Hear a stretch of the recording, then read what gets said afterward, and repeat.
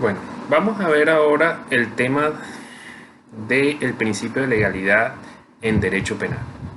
El principio de legalidad en el derecho penal fue un triunfo que se planteó en la Revolución Francesa. El principio de legalidad establece que nadie podrá ser juzgado sino conforme a las leyes preexistentes al acto que se le imputa. Está en nuestra Constitución en el artículo 29 y tiene en el derecho penal muchas particularidades. La primera es la ley penal debe ser clara, escrita,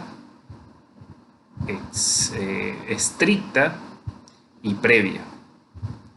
Aquí hay cuatro características muy importantes, porque cuando habla de la ley debe ser escrita, dice, solo se pueden establecer delitos a través de leyes, no puede ser a través de costumbres o otros delitos, perdón, o otras clases de normas. No se pueden a través de un contrato, no se puede a través de decretos, no.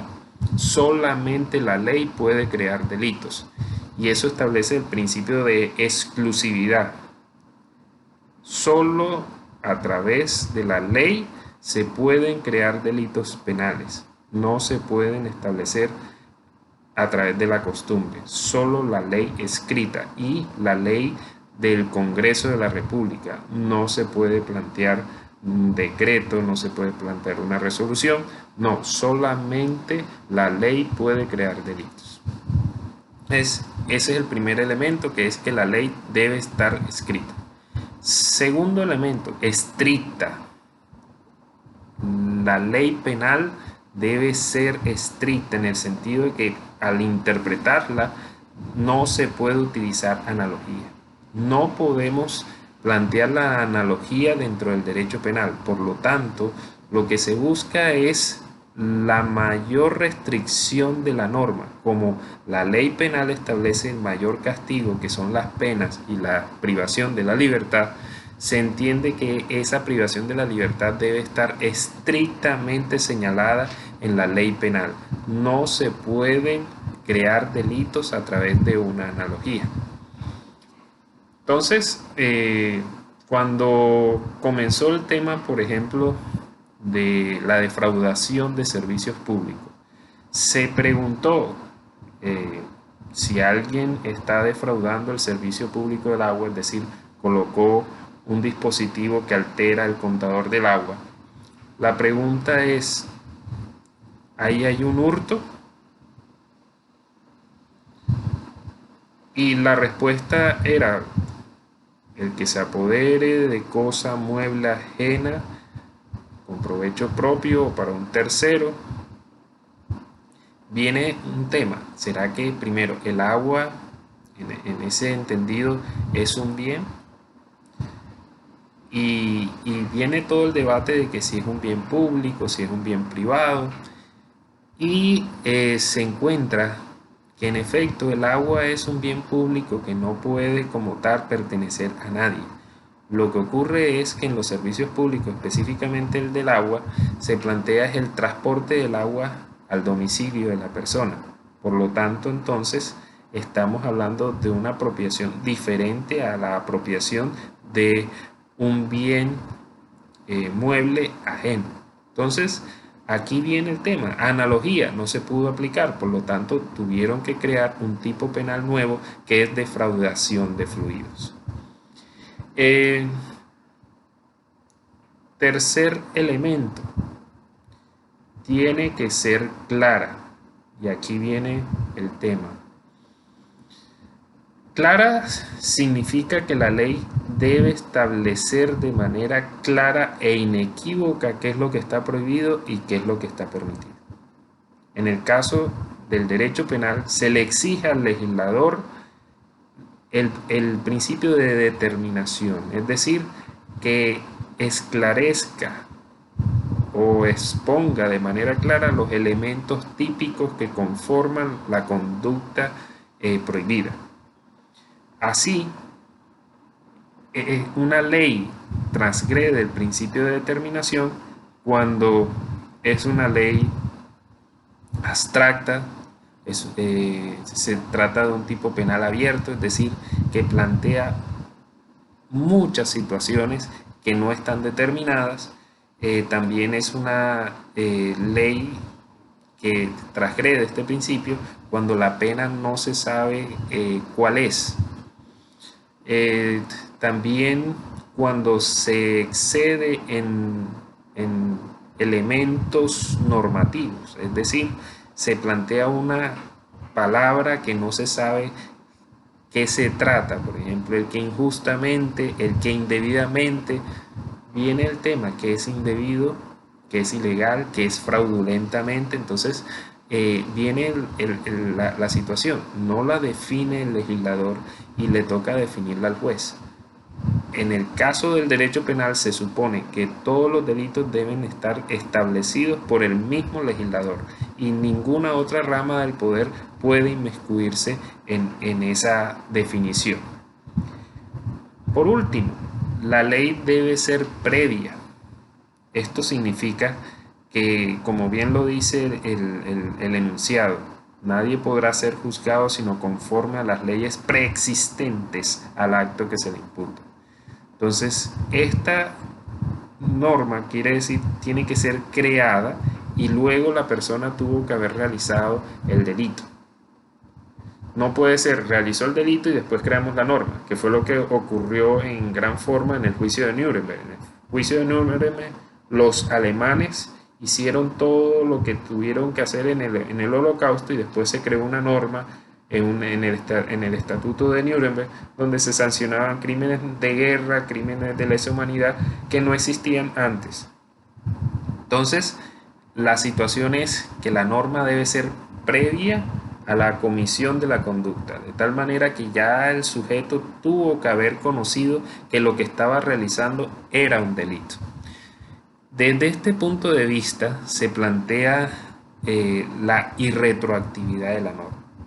Entonces, la norma penal no puede ser retroactiva, quiere decir que se aplique hacia hechos antes de su vigencia. Entonces, la retroactividad significa que yo voy a aplicar una norma para hacia atrás. Eso está prohibido en el derecho penal a menos que se aplique la favorabilidad. Entonces, aquí estamos hablando de la favorabilidad en derecho penal, donde si una norma posterior que deroga o una anterior es más favorable, si la persona realizó el delito durante la norma antigua, se le puede aplicar lo favorable de la norma nueva. Eso es, digamos, una de las garantías que existe en el derecho penal, que es la favorabilidad y que se aplica en todos los casos como una excepción.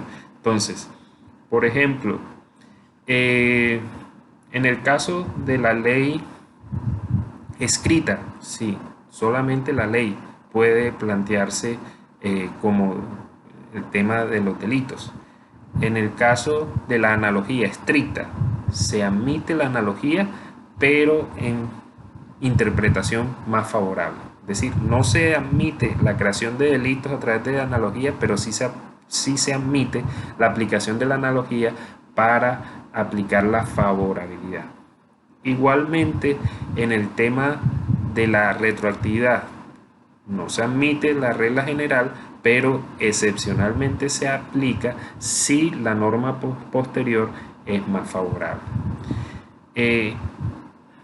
El principio de legalidad también implica otros subprincipios. Por ejemplo, el debido proceso. Y el debido proceso implica que un delincuente puede ser procesado, pero tiene como límite y como garantía el derecho al debido proceso. El debido proceso implica que tendrán que seguirse todas las formalidades propias de cada proceso y no se puede volar ninguna parte del proceso. Se requiere que el juez sea estricto en la preservación de los derechos del procesado durante todo su proceso. El debido proceso no solamente se aplica en el proceso judicial, sino también en el proceso previo, en la investigación. Entonces, a una persona no la pueden torturar para efectos de hallar su confesión y en virtud de eso llevarlo ante un juez para que lo condene. Entonces, ¿se puede investigar? Sí se puede investigar, pero respetando los derechos del ciudadano y del procesado. Entonces, el debido proceso abarca tanto la fase de investigación como el proceso judicial. Dentro del debido proceso hay otros subprincipios, como por ejemplo el derecho a la doble instancia. La doble instancia es el derecho que implica que una persona puede ser condenada por un juez, pero tiene el derecho de apelar para que un tribunal o un juez de superior jerarquía revise su fallo. Ese fue el tema, por ejemplo, de André Felipe Arias. Fue procesado por la Corte Suprema de Justicia y en la Corte Suprema de Justicia fue condenado. ¿Qué pasa? ¿Quién revisa los fallos de la Corte Suprema de Justicia? Pues si es la Corte Suprema de Justicia, no puede existir una corte por encima de ella. Y si a ti te investiga y te juzga la Corte Suprema de Justicia, no puede existir otra corte que llegue y revise lo que diga la mayor corte de todo el país. Entonces se presentó aquí la problemática y se dijo, oiga, hay que garantizar la segunda instancia. Y lo que se hizo es que la Corte Suprema de Justicia dentro del procedimiento se divida en salas. Una sala para investigar, una sala de primera instancia y una sala de segunda instancia, para efectos de garantizar ese derecho de segunda instancia. Otro de los derechos es el indubio pro reo. Toda duda debe ser resuelta a favor del reo. Es decir, si en caso de duda dentro de la valoración probatoria no se puede encontrar que en efecto la persona es responsable y hay una duda metódica, pues ¿qué tiene que hacer el juez? Absolver, porque en el derecho penal la favorabilidad implicaría que toda duda fuera resuelta a favor del reo. Hay otro principio como es el nem bis in idem.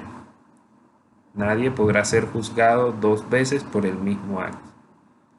Entonces, nadie podrá ser investigado y procesado dos veces por una misma conducta, porque así nunca terminaría de hacer los juicios. Entonces, una persona llega, dura un juicio de 5 años y vuelve y le inician otra vez el juicio. No. Cuando estamos hablando del nem bis in idem, estamos hablando de que la misma conducta, el mismo autor, la misma víctima y las mismas circunstancias de tiempo, modo y lugar. En este sentido, si se configuran todas estas situaciones, no pueden volver a reabrir una investigación para investigar a la misma persona por los mismos hechos. Así sea por otra conducta punible, pero si es por los mismos hechos, no lo podrán investigar. Se requiere entonces el mismo autor, la misma víctima, el mismo modus operandi y las mismas circunstancias de tiempo, modo y lugar para que se aplique el nem bis in idem. Otro de los principios es la cosa juzgada. La cosa juzgada también garantiza que una vez exista cosa juzgada no puedan volver a investigarte por los mismos hechos. Se requiere entonces que exista una sentencia definitiva. Y definitiva implica, por un lado, que ya se haya emitido una sentencia y esa sentencia no esté pendiente de recursos. O si se emite la sentencia y no se presentan los recursos, se requiere que la sentencia quede en firme. Cuando queda en firme, es decir, que no existan recursos pendientes por resolver o no se hayan presentado recursos, hace tránsito a cosa juzgada y ese tema no se puede volver a debatir. Hay dos excepciones a ese tema de la cosa juzgada, que son la tutela, que digamos a través de la sentencia de la Corte Constitucional se ha establecido que sí puede existir una tutela en contra de una sentencia cuando esta sentencia tenga vías de hecho. Entonces se puede presentar una tutela en contra de una sentencia fundamentándolas por vías de hecho y se puede revisar esa sentencia y revocarse. La otra excepción son la justicia internacional. la Corte Interamericana de Derechos Humanos y la Corte Penal Internacional pueden revisar un caso ya fallado con cosa juzgada, pueden revisarlo y fallarlo nuevamente. Entonces, esas son las dos excepciones del tema de la cosa juzgada. También existe el principio de juez natural. Todo juez está especializado de acuerdo con las ramas del derecho y de acuerdo con el proceso existe un juez que te debe resolver el tema. Si es un caso laboral, tiene que ser un juez laboral. Si es un caso de familia, tiene que ser un juez de familia. Si es un caso civil o comercial, tiene que ser un juez civil. Y si es un caso penal, tiene que ser un juez penal. Ahora bien, también existen dentro de la rama de lo penal, existen jueces especializados, como por ejemplo el juez penal militar, que juzga casos de los militares. Está el juez de menores, que juzga casos de menores. Y está el juez de ejecución de penas, que se encarga de cuál es el cumplimiento de la pena y del condenado. Es decir, ya está dentro de prisión y va a analizar cuáles beneficios se le pueden otorgar después de estar dentro de la prisión y cuándo puede darle la boleta de libertad cuando ya ha purgado gran parte de la pena. Ahí está lo que tiene que ver con el juez natural. Ahora también tenemos que analizar que dentro de ese juez natural existe un tema de competencia. Por ejemplo, ¿quién juzga al presidente de la República? Pues lo acusa la Comisión de Acusaciones de la Cámara lo acusa al Congreso y el Congreso es el que lo juzga. Respecto de los ministros, los investiga la Fiscalía General de la Nación y los juzga la Corte Suprema de Justicia. En el caso de los congresistas, los investiga y los juzga la Corte Suprema de Justicia. Entonces hay un juez natural para cada caso y de acuerdo a determinadas personas. Hay otros principios derivados del derecho procesal que implica, por ejemplo, el derecho de defensa. Es decir, toda persona tiene derecho a que se le asigne un defensor. Si ella no lo hace de manera voluntaria, lo hará el Estado con un defensor de oficio. Ese derecho de defensa implica que la persona debe estar suficientemente asesorada en el proceso para saber las consecuencias de lo que va a ocurrir. Entonces, cuando alguien acepta cargos y no está su defensor, pues ahí hay una violación del derecho de defensa porque él tiene derecho a tener una defensa y a que se le asesore previamente a la aceptación de cargos. También existe el derecho de contradicción. Yo puedo presentar todas las pruebas que yo requiera, pero a su vez las pruebas que estén en mi contra, yo tengo derecho a contradecirlas. De tal manera que si no me otorgan el derecho a contradecir las pruebas que se están valiendo en mi contra, ahí hay una violación del principio de contradicción y violación del debido proceso. También está el principio de reformatio impeius. El principio de reformatio impeius es aquel principio que implica que si yo soy el único apelante, el fallador de segunda instancia no puede agravarme la situación. Entonces, en un proceso en el cual está la Fiscalía por un lado, el defensor por el otro, y está el Ministerio Público, y se falla en contra del procesado, y el defensor presenta recurso de apelación, solamente el defensor, ¿qué ocurre? Pasa al juez de mayor jerarquía, quien va a analizar el proceso, pero no podrá agravarle la situación al procesado. Esto quiere decir, si en primera instancia lo condenaron a 5 años, no puede en segunda instancia llegar y condenarlo por 7 años. No. A menos que el Ministerio Público y la Fiscalía hayan apelado en razón de la condena y hayan dicho, hombre, este señor no merece 5, sino merece 7.